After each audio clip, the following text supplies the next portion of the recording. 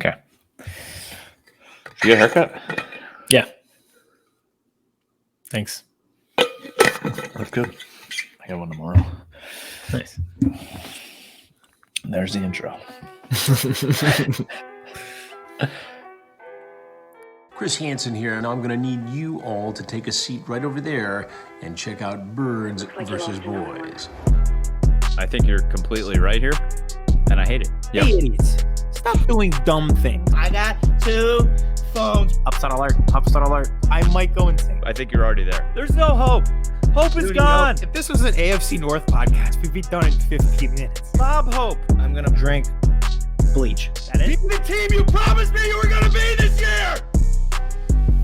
This is the Consciously Hopeful podcast. I'll be watching. Welcome to episode 62 of Birds vs. Boys. You have Kmess and Aiden back. Aiden has stepped away from his Sixers television, where he always stands 6 inches away, no matter what team is playing in Philadelphia. But he has stepped back to join us for a little bit to talk about football. We have a really interesting, different type of guest that I'll let Aiden tell you about, because he comes from a fan base that Aiden loves and appreciates and adores. So, Aiden, how are you? Good. I'm happy to switch gears and be talking about football again instead of basketball. Like you said, we have a good show where it's something different. My favorite episodes of TV shows are when they switch it up and do something different in the plots, like totally different from like when the League would have Seth Rogen and Rafi run around, or when Community would do the bottle episode or something like that. I love when they do something different.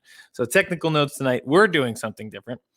We have Evan Birchfield from the Falcoholic, which is the SB Nation version of the Falcons blog. If you are from Philadelphia, we have Bleeding Green Nation. So this is the Falcons version. So he does social media. Blogging for the boys. Yes, they get dunked on all the time in Philadelphia. So this is something new. We thought the running joke on this show has been we talk about the Falcons quite a bit for one reason or another, whether it was Julio trade rumors. We loved Kyle Pitts, whether it was the watermelon onside kick, them screwing me over in fantasy football, the belief that Julio could be going to one of our teams. We talked a lot about the Falcons. Why don't we bring a Falcons writer in, talk about them leading all the way up to week 1 of this year. So we have Evan on the show tonight. The interview was great. Also, continue to follow us on YouTube, on TikTok. I think it's going to be a contested TikTok tonight. Yes, I really like the subject for it. So I really thought last week's was going to, the fan bases, and it didn't go off as much as others have. I was a little disappointed. I think we could try that one again. I think we could spice it up and try that one again, and I think it would work. So we'll get into that. But I think we both have a few points on our teams before we get to our interview and before we get to the juicy TikTok topic. Yeah. And I know the big topic around the league right now is Julio Jones. He's on the move. He changed his number. But we basically touch on that with Evan. He's a Falcons guy. So we're not going to spend too much time in the front of the show talking about Julio. Don't be listening right now or watching on YouTube and be like, why aren't they talking about Julio right up front? We'll get to it, okay? Listen, we literally got an expert for you who covers the team. So you don't have to hear us schmucks talk about it again. Exactly. I'll start real quick because I don't really have much because there's not a ton going on when it comes to the Dallas Cowboys. So Boss Man Fat finally is at practice for the Cowboys. He was I can't even remember his real name at this point. Kelvin Joseph. Okay. He was in a 10-day quarantine for COVID the day after tweeting out, should I get the COVID vaccine? ? Wait, should we just get the Montez Sweat thing out of the way now? Yeah, if you would like to. Yes. What a fucking moron. Like, come on, guys. Can you explain? I wish I could be a reporter, but I could never be a reporter because I would ask the question, Montez, so you're waiting to get a vaccine until you get the disease that the vaccine would prohibit you from getting. And that's exactly how I would phrase the question. And then I'd lose my press credentials. And that would be it for my career. Mr. Casey, one question from the back. What the fuck? That's the question. Yeah. I cursed for you because I know you're trying to clean up your cursing a little bit. So I put it I out just there did it for 2 you. seconds ago, but yeah. Yeah, I don't know what's wrong with these guys, man. You have the level of health that these guys have, like the health experts that they have an option to talk to, and the trainers and the ability. Like, there's people around this world that are begging for this vaccine, and they're young, healthy guys that have the ability and the option to get it and put it past them and move on, and they're questioning it. Like, not to get political or anything, because we don't do that here. It's just, come on, man. It's science. All right, Vince Yeah. has the full back and forth pulled up. What did you make of the way the team is bringing in vaccine experts to encourage people to get vaccinated? I'm not a fan of it. I probably won't get vaccinated until I get more facts about all that type of stuff. You mean like if they brought in an expert to tell you the facts out of pocket that you didn't have to pay for? They'd bring in a literal scientist to talk to you? You mean like those kind of facts? What is your hesitation with getting the vaccine? I haven't caught COVID yet. Okay, that's logical. I don't see me treating COVID until I actually get COVID. That'd be like, I'm not wearing my seatbelt until I go careening through my windshield because someone hits me. Then if I survive, maybe I'll wear my seatbelt later. Yes. And again, the vaccine doesn't treat COVID. It stops COVID. That's where you get it first. How much has there been a discussion in the locker room just about all that type of stuff, meaning vaccines? We talk about it all the time amongst my peers and that type of stuff. A lot of it is going on today. It's a constant conversation that we are always talking about. All right. So the fact that he wasn't like, yeah, it's me and all these guys. Yeah. We haven't gotten our vaccine yet leads me to believe that this is a one man just not getting it. Like, can you imagine being the one guy that doesn't get it and then like you get sick and you miss a game this upcoming year? Ron Rivera, cancer survivors, probably just blown away by the stupidity. It really is unbelievable. So sorry to get you sidetracked. No, it's connected. So yeah, Bossman Fat tweeted out, should I get the vaccine? And then bang, was in COVID protocol, 10-day quarantine, but he stepped out on the field. They played him a lot on Tuesday's minicamp practice. He is apparently still behind Nashawn Wright, the should have been free agent pick who got picked in the 3rd or 4th round. And so they've been playing Diggs on one side, which everything we're hearing and seeing on tape, he has taken the next step and looks like he could be a true number 1 corner for this team. He's playing with a lot more confidence, which team officials and coaches said he was lacking with a little bit last year. Well, no shit. He was a rookie, and all of a sudden you're just throwing him one-on-one against DK Metcalf and others. You're just throw him out there like, oh, yeah, you went to Alabama. Here you go.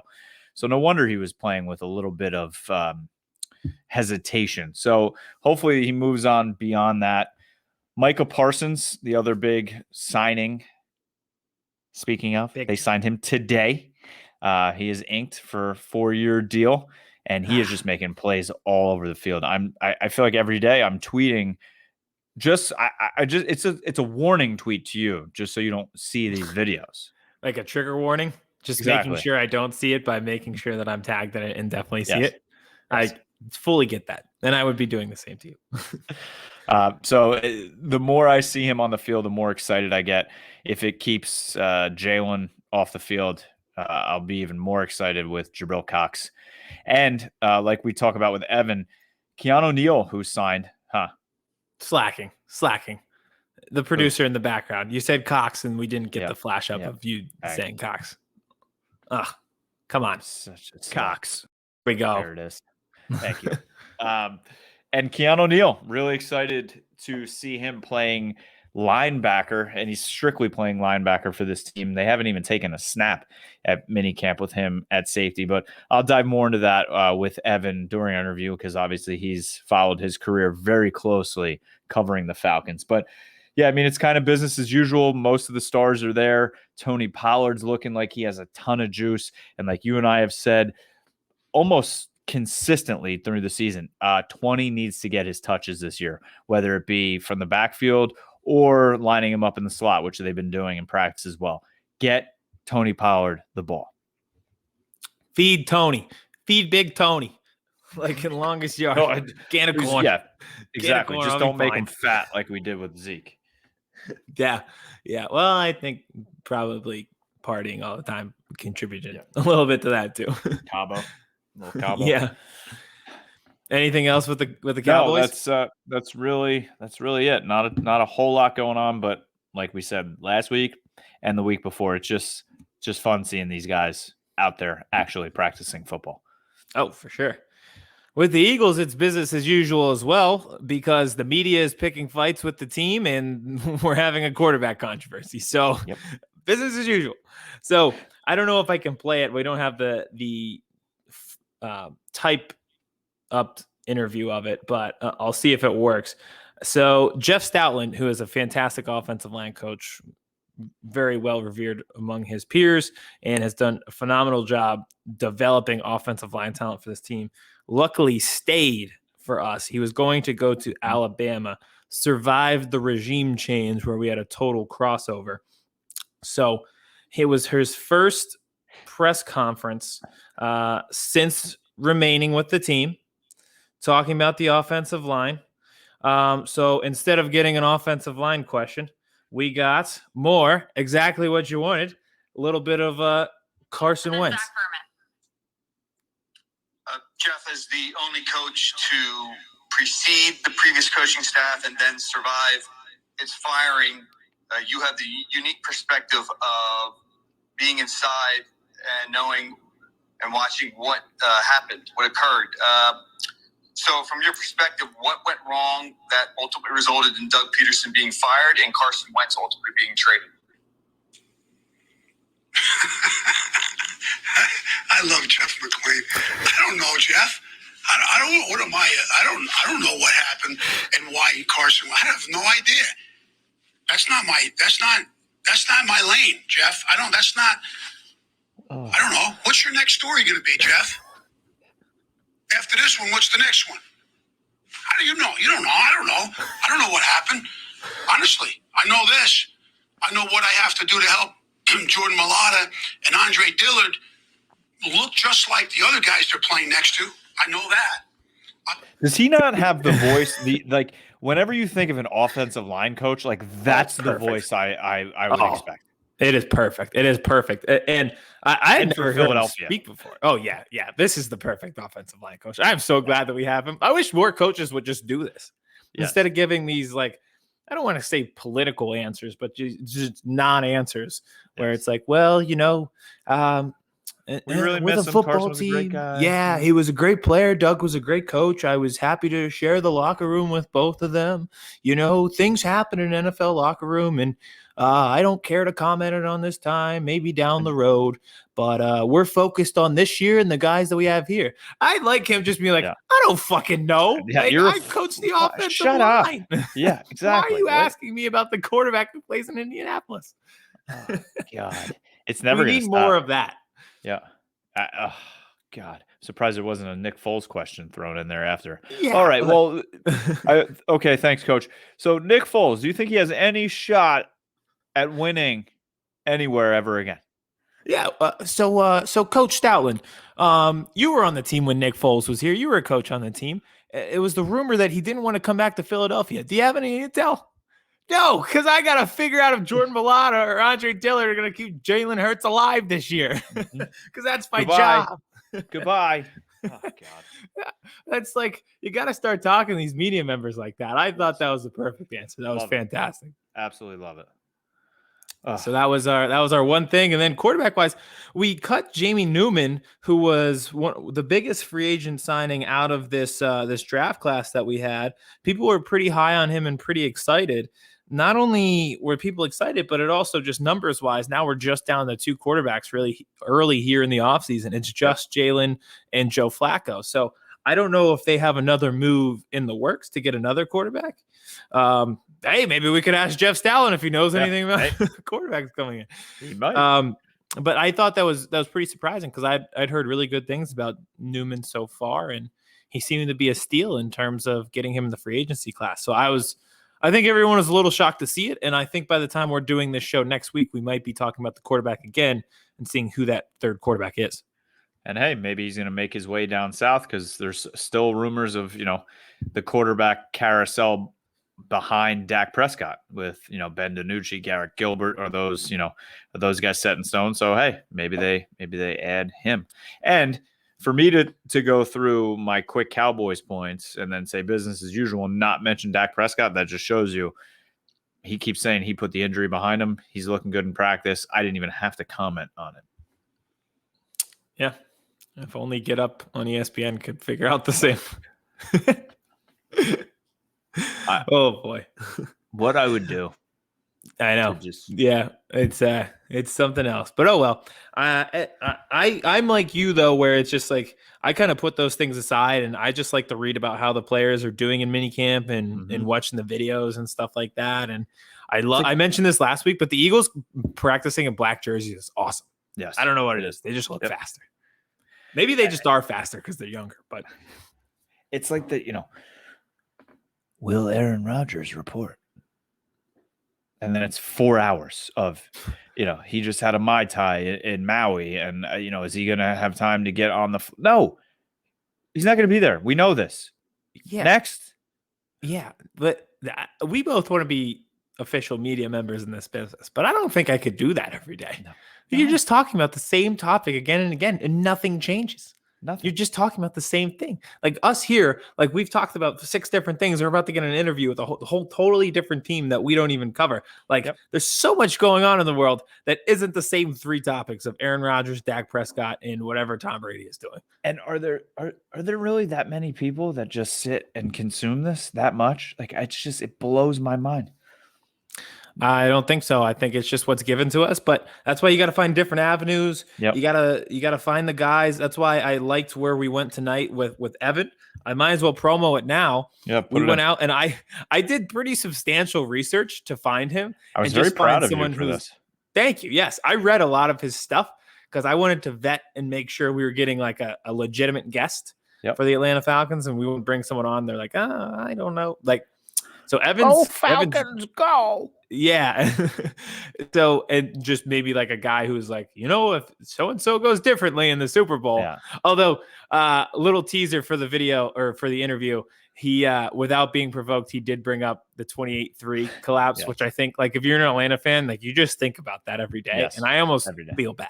Like, Evan was great, and we didn't ask him about it at all, and he brought it up. And it's just like, I feel like you just have to live with that. But no, so Evan Birchfield of the Falcoholic. Again, it's the affiliate for SB Nation. You're probably familiar with that work because there's an affiliate for every single NFL team, no matter who you cover. So this is the top bloggers covering the team today.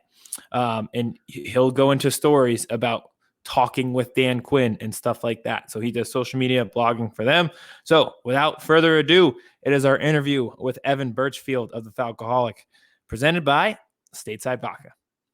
All right, Aiden, our next guest, we're going a little different here, right? Usually it's a Cowboys guest or an Eagles guest, sometimes overall NFL guest, but we're going down south here. I think we're going to the NFC South. And Evan Birchfield, he's one of the biggest guys when it comes to covering the Falcons. He's a writer, does social media for the Falcoholic, which we both agree is probably one of the best names for SB Nation affiliate for anybody, especially better than the Eagles Bleeding Green. So, Evan, how you doing, man? Thanks for being on the show.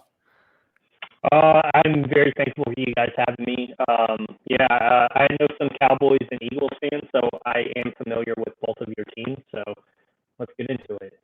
Awesome. Let's do it. All good things, I hope, but probably not. Especially with you.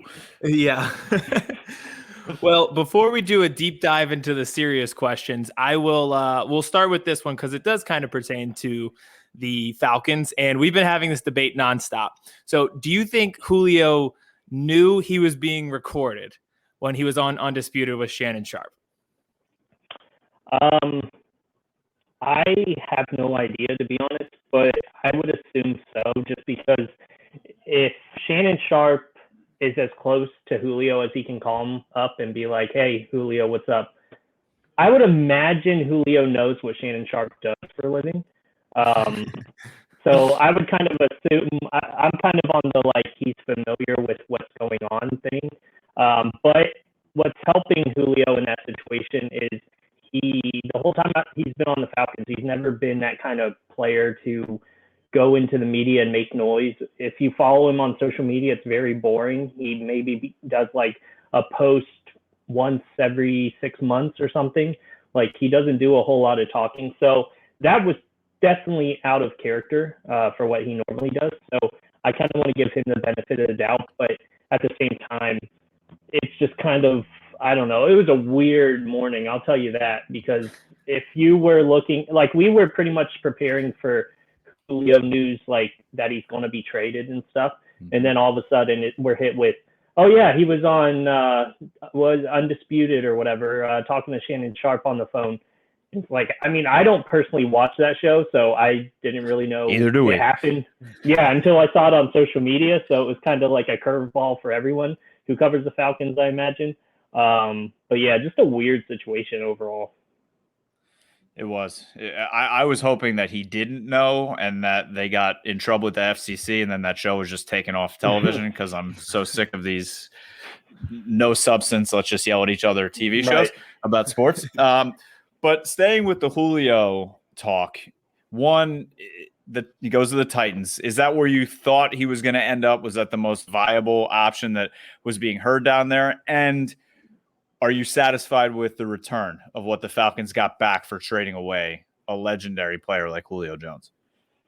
Yeah, to answer your first question, I honestly didn't know. I know he lives in Los Angeles, so I thought maybe the Rams would be a sleeper team, but I just had a hard time believing that the team would trade him within, the same conference. There was no way it was going to be in the same division, but the same conference, let alone. And he'd end up going to AFC. I thought the Ravens from the get-go were like a team to watch, but, reports came out towards the end there that they were kind of backing out of it, and that makes sense. But overall, I mean, I'm happy for him. I think the Titans is, on paper, a good fit.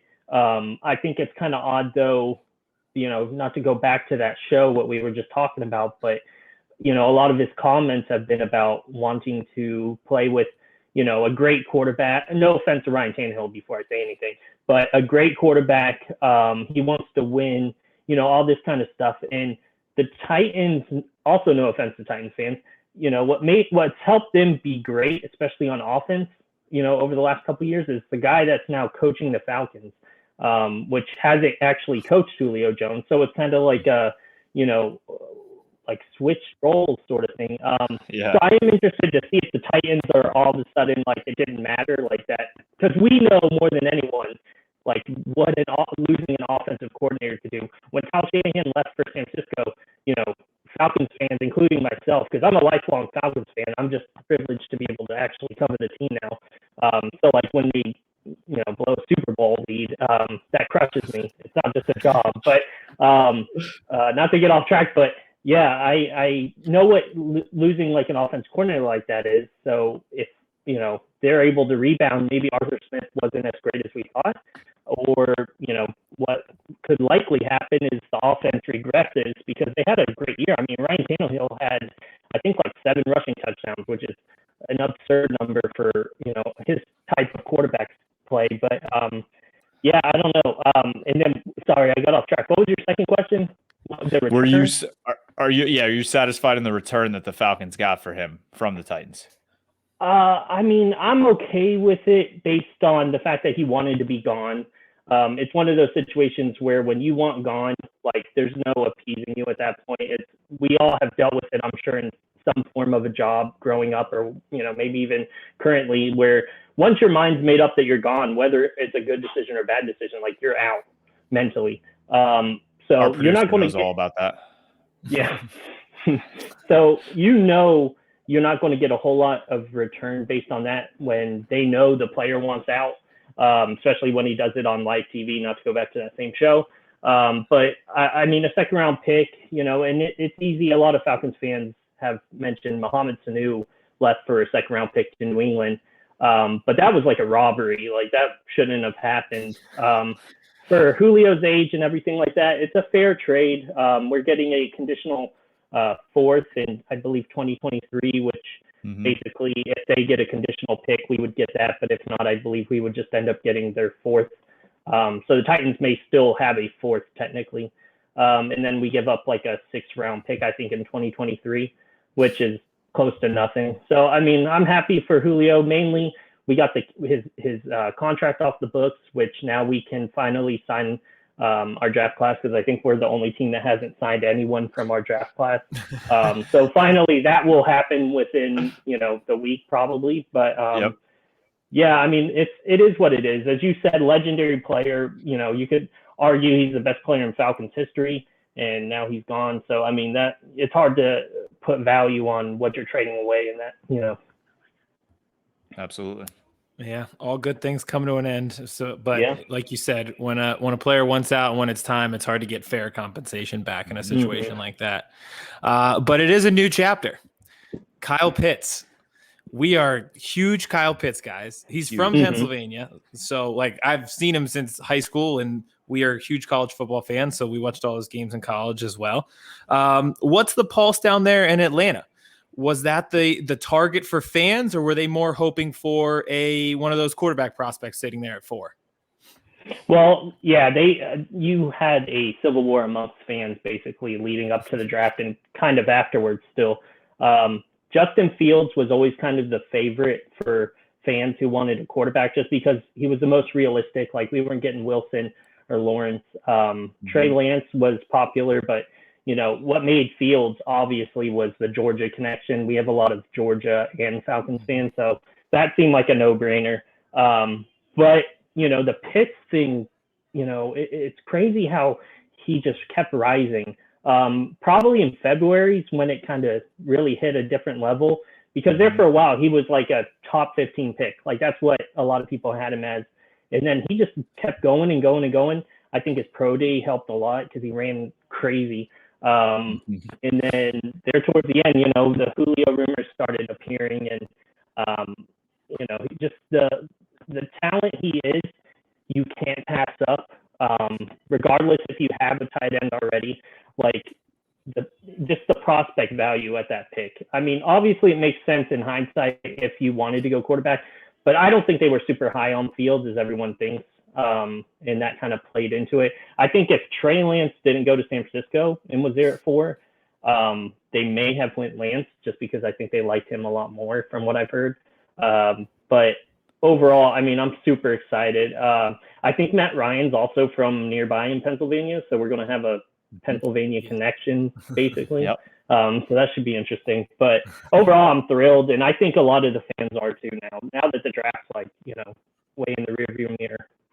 Yeah, we were saying too, he's gonna look pretty damn cool in those Falcons colors. We both wish he stayed with 84, because I thought 84 looked clean on him, but yeah, all right, I get it. The single digit stuff, it's what's in right now. All right, so a lot of connections. We talked about this before we started the interview, between the Cowboys and the Falcons. So first question I have for you pertaining to the Cowboys and the Falcons is, last year the Cowboys had historically probably the worst defense of all time. It was just terrible. I don't think it could get worse. So they bring in Dan Quinn, your former head coach, to now be their defensive coordinator. I'm hearing a ton of great things from the media down there, the fans down there. Should I be excited about him becoming the defensive coordinator from the Cowboys? What should I expect? Right. So first off, as a person, you couldn't be getting a better person to lead men. Like you're not going to hear anything from fans. I can't promise you what you're going to hear, because they're all over the place. But from people who cover the team and have met him, or have followed his career, he is such a great person. I thought personally he would go to college, because I thought that was a perfect fit. Like, he really is that old school coach trying to get adults to buy into passion and brotherhood, and you're going to have a ton of slogans.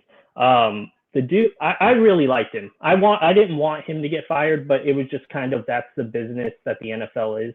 But now he's going down there, and I already saw.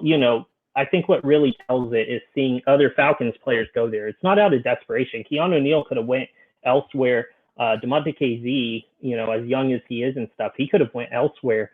But these guys followed Dan Quinn for a reason. And then I think they moved Keanu Neal the weak side linebacker, which Yes, Falcons he's fans playing talk strictly about linebacker. why they did. Yeah, and we talked about like why he didn't do that here, and I don't know what is the answer for that, but that's going to be super interesting because Keanu Neal's a great player too. But overall, I mean, I couldn't be happier for Dan Quinn. He kind of got a raw deal towards the end. It's just a bad situation, but he's a great coach, great person. He's not going to embarrass your team. At least not in press conferences and stuff like that. He says all the right stuff. So awesome. All right, you sort of answered my next question a little bit about Keanu Neal. Obviously, I followed his career. I mean, I love the number 22. I'm an Emmitt Smith guy, so I always followed him. I know he's a bruiser. He's beaten the Cowboys up in the past. So you think he can handle playing linebacker? Yeah, I don't know. I haven't followed him this off season. I don't know if they're bumping up his weight a bunch, but he was already a big guy anyways, and he hits harder than he should. There's so many different videos of him just laying out players. He's kind of that old safety, but now moving inside, I think it's good with his injury history. He tore his Achilles and his ACL previously. So maybe it'll help instead of being so far back that he can play up in the box a little. But he's a great player. I hated seeing him go, but it made sense to what the Falcons kind of rebuild situation is, and hopefully he can do well in Dallas. Is he wearing 22? Isn't that retired? No. He's wearing 42. 42. Oh, okay. College number, I think. Yep. So that's cool. All right, and the last one for me with the connection is KZ. You talked about him. I'm hearing he's like a ball hawking type of safety. Please tell me this is true because the Cowboys haven't had a turnover since 2007. So is he going to get me at least one interception this year? Yeah, I can't remember the exact year off the top of my head, but he was tied in the league for interceptions one of the years, one of his first couple years. So yeah, I mean but that was he was getting that nickname ball hawker title before he even played for the Falcons. So it only kind of went off in Atlanta even more. And the problem with him was we had three great safeties at the time, at least in Keanu Neal, Ricardo Allen, and KZ. So he really didn't have a role. I think they were going to use him more as a developmental safety, and he just kind of blossomed quick to where all of a sudden they had three safeties and they only really could use two. But they would still force him out, and then injuries obviously happened and he was able to get more playing time. And that's what kind of led to him being tied in the league. I think it was 2019, but I can't remember off the top of my head I think he had like 7 interceptions or something. Love it. So what I'm hearing, Aiden, is Cowboys are going to have a top 5 defense. So you can continue. Yeah. Everyone's a champion in the offseason. Then you get on the field and put a helmet on in September and things change. But that was actually going to be my last question. Let's look ahead to September. Eagles, Falcons, week 1. Give me your way too early prediction for that game. It is way too early because I need to see more of this team, the Falcons I'm speaking of, because I don't know what they're going to do. I don't really know how the offensive game plan is going to be. I know what Arthur Smith has done in the past, but I'm not sure how he's going to translate it. Yeah, I mean, I'm hoping Kyle Pitts becomes the focus, similar to how Derrick Henry was in his offense, where he took a great player and just made him like the offense revolves around him sort of thing. Because Ryan Tannehill, he never really was dominant anywhere else. And then all of a sudden he's got this, stud in the backfield and he's able to relax a little and have a great season. Now, maybe I know it's different positions, so maybe Kyle Pitts, being in Atlanta, tight end, different than running back, but maybe it's going to help Matt Ryan out a little. So overall, I mean, prediction wise, I have no, this is such a lazy answer, but I have no idea. Eagles always play us tough. Actually, your whole division usually plays us tough. So we know how that Cowboys game went last year. Are you over the watermelon kick yet? Or is that still like what the hell happened? The way I justify it in my mind is if that didn't happen, we actually, I'm not even confident, we wouldn't have Kyle Pitts. True. That's a great way to spin That's fair enough. That win meant nothing to you. I mean, I know it wasn't your team, but against the Lions, Todd Gurley accidentally scored a touchdown. If he did the right thing and didn't accidentally score a touchdown, we wouldn't have had Kyle Pitts. So there was a lot that played into it. But I know against the Eagles, gods work in weird ways. Yeah, they do. All right. Before we get you out of here, just let our listeners and followers know how they can follow you on Twitter, where they can read you, and where they can watch you. Yeah, so you can find me at the Falcoholic, doing Falcons content on Twitter at Evan Birchfield. And on Twitter, I do fantasy football talk, Falcons talk, NFL talk. That's all I talk about. I don't really talk about anything but that. So, yeah. But I appreciate you guys having me on the show. And Absolutely. I wish you both teams good luck this season. Thank you. We'll have to have you on either right before week 1 or right after, depending on how it goes. Hey, just let me know. I'll have a better prediction by then also. Yes. We want a set in stone prediction for week 1 when we talk to you next. Sounds good. Awesome. Perfect. Thanks for joining us, Evan. We appreciate it. Thank you. Yep. See you guys. Aiden, another just A+ interview. I mean, we get these guys or gals on, and one's better than the next. And we take, a left turn here and go down to Atlanta and get another great one. I mean, the information, the stories, just the camaraderie, and the fact, not to toot our own horn, but at the end of every interview, they want to come back. Like, Yes. Oh yeah, maybe we'll have you back. They're like, yeah, do let me know anytime. Love that. Behind the curtain thing, but we have a lot of reoccurring guests popping up. He was fantastic. Like I said at the beginning of the show, I love to once in a while, can't be all the time, but once in a while, change things up, change the plot scene in the TV show here. And that's what we did tonight. And I'm glad we found him, because I think he was the perfect guest at the perfect time with everything Julio going on. And after a year in which we talked about the Falcons almost as much as the Eagles and the Cowboys. So this was a great interview, and we'll probably see him back week 1 in some form or fashion. I think we absolutely will, for sure. All right. So we talked a lot about Julio Jones, right? With the interview, and he is now in Tennessee. So after this and something you saw online, you came up with our TikTok of the episode of what we're going to be talking about. So if you want to give that to the people, then we can get right into it as we bring producer Vince in. Yeah, Vince, welcome in. Thank you for coming in. This is your time to shine. Yeah, this is your time to shine. So I was inspired. I did take this idea from the NFL Network, but I thought it was actually very engaging. It was Good Morning Football, which is a fantastic program. I know we were complaining about morning program television in the sports world, but they are fantastic. I believe they won Emmys for their work. They're that good. So what they were discussing is top five wide receiver duos in the NFL. And this was prompted by the Julio Jones trade to Tennessee. Although you could have made the case for Calvin Ridley and Julio Jones in Atlanta. So that is what we are going to do tonight. Top 5 wide receiver duos in the NFL. All right, let's go. Let's get into it. Before we get started, you guys want to see the most absurd tan line of all time? Yes. Oh, geez. Can we see your tattoo? Yeah. Is it done? Yeah. Look at that. Oh, nice. It's kind of hard to show, without rolling it. But also, Did you show your it's mom? the view from my apartment. Yeah, she saw it. I had to move my sister, and she saw it. She was like, "You are so stupid." Been there.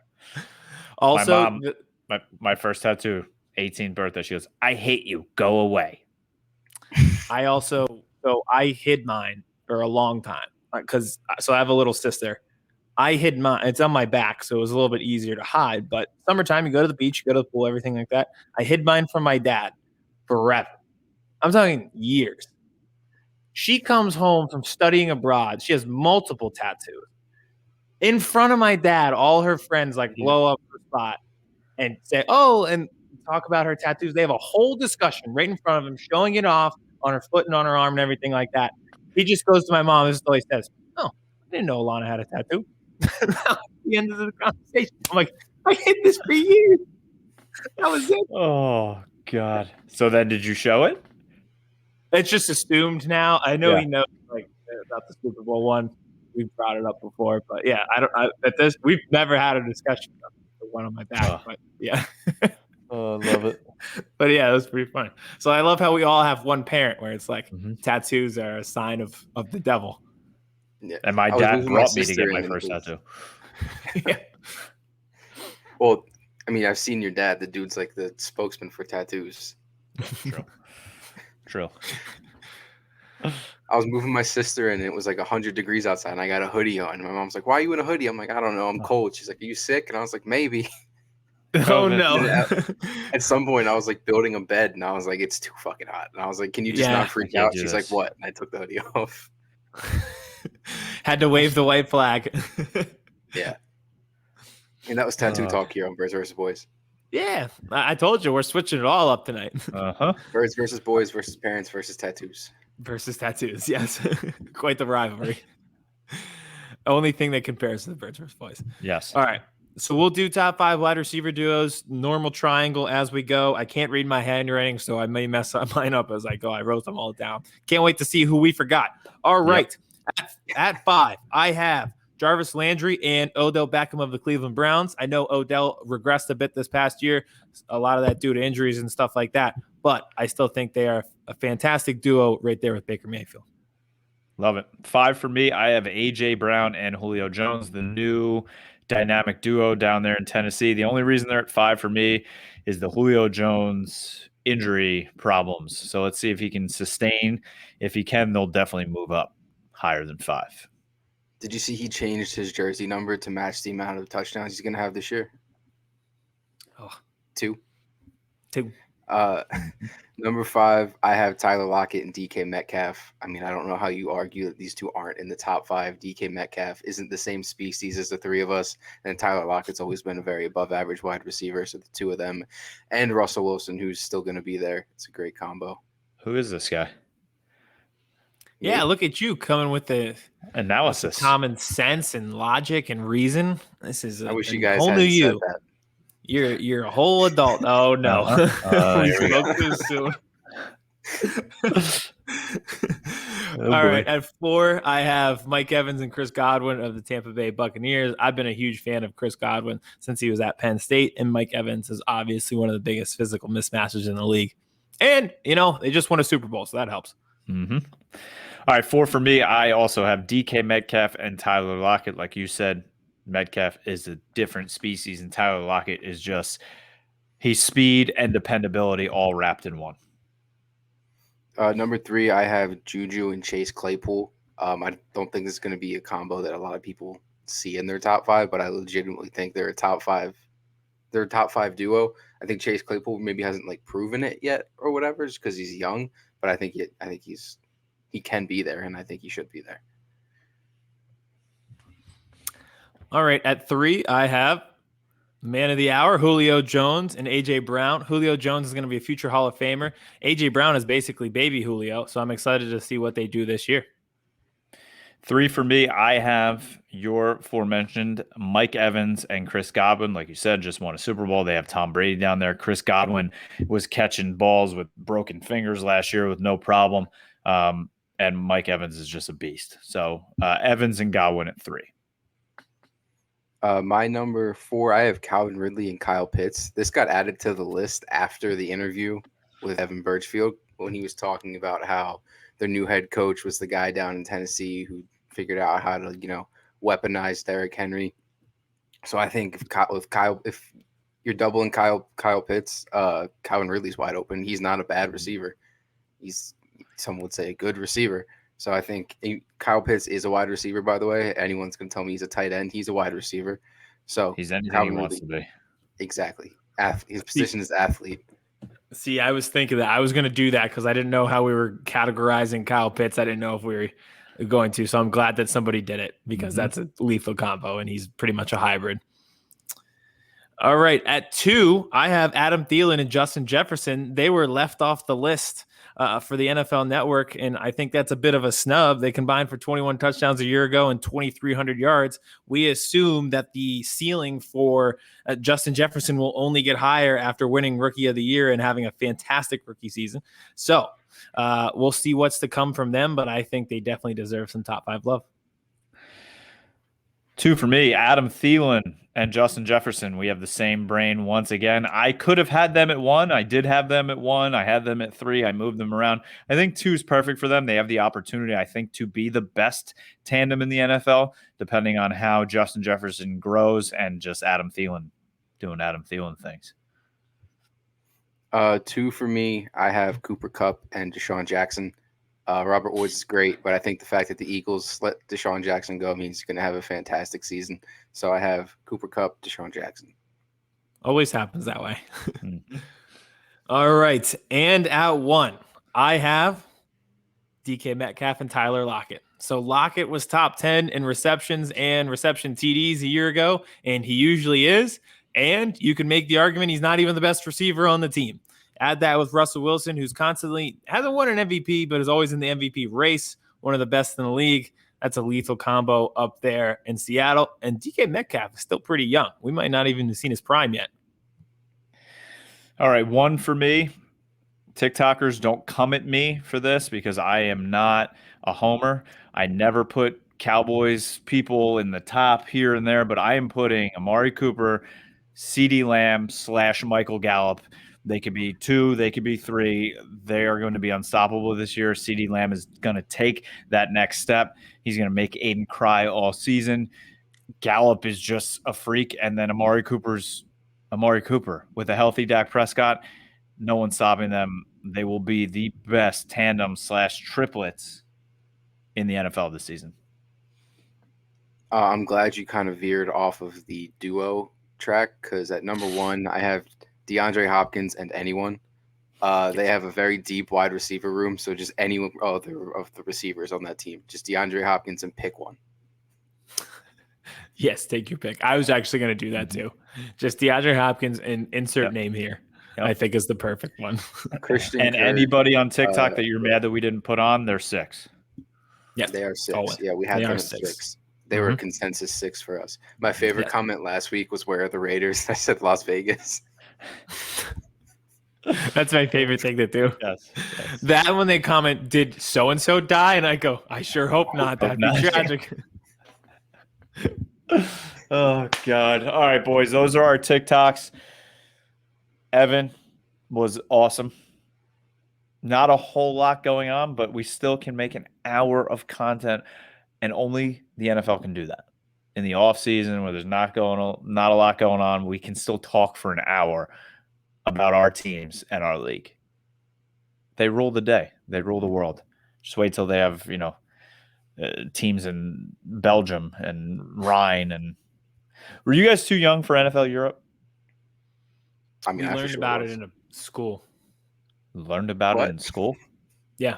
Yeah, like a sports business class. Oh, okay. I was just like expansion of leagues and stuff like that. No.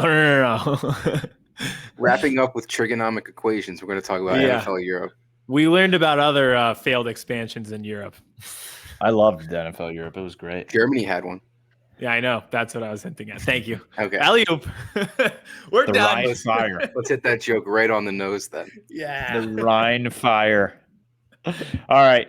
Thank you for listening, watching on YouTube. Follow us on Twitter, Birds vs. Boys Pod. If you have Facebook, make sure you're following Branded Sports. We're pubbing the podcast a lot on there as well. Our TikToks. And this upcoming Monday, the Branded Sports crew will be at, where are we going? Coco's in Aston for Game 4 of the Sixers.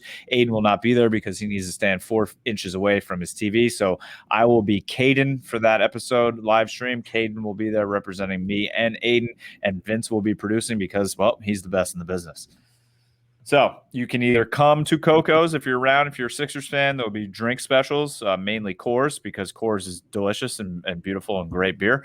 Or you can watch on our Twitter, our Facebook, or our YouTube. So, yeah, that's all I got. Bye. Thank you, Jeff. That's a good way to end it. Chris Hansen here, and I'm going to need you all to take a seat right over there and check out Birds vs. Boys.